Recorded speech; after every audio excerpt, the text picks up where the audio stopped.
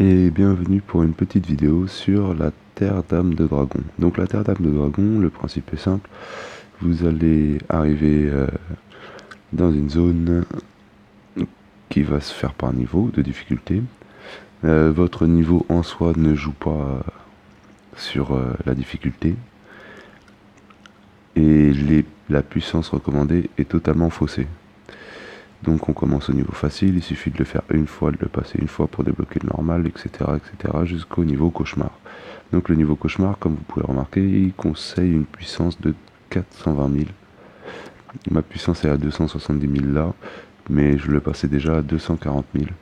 Donc il est faussé complètement. Le but étant de récupérer les dragonites mythiques.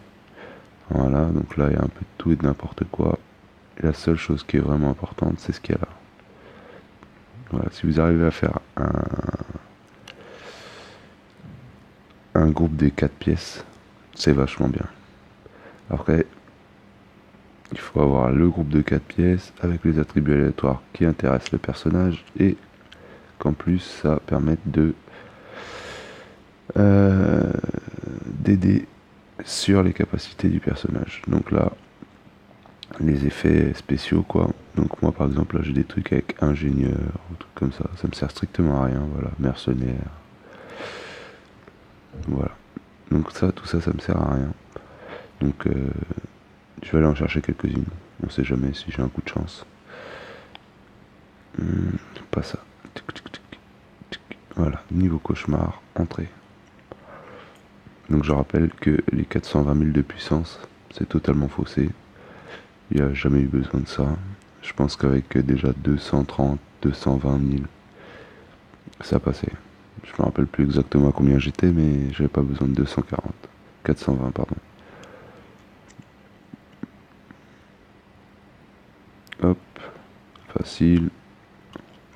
Donc c'est le principe est simple. Hein. On combat quelques petits mobs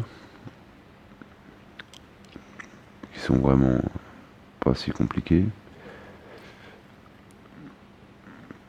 Voilà.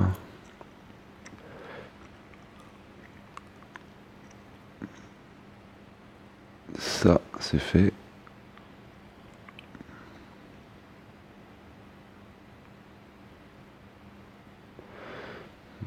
Donc voilà.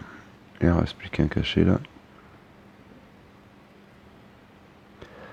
Voilà. Donc là, à partir de là, le cristal noir n'est plus invulnérable.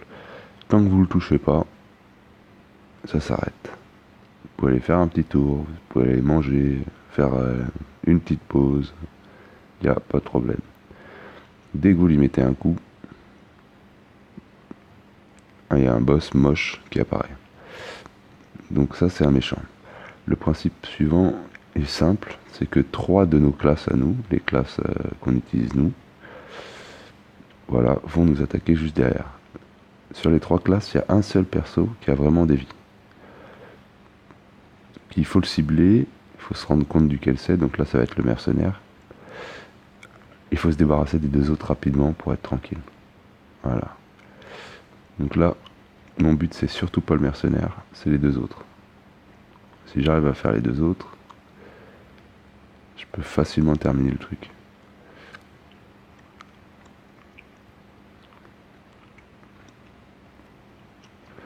Donc là vous avez remarqué que au final,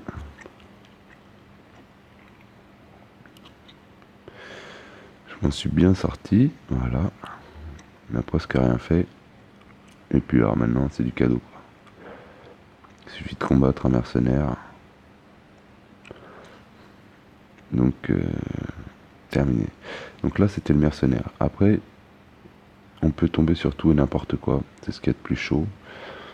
Ce qui veut dire qu'il y a certaines classes qui sont vraiment chiantes à combattre.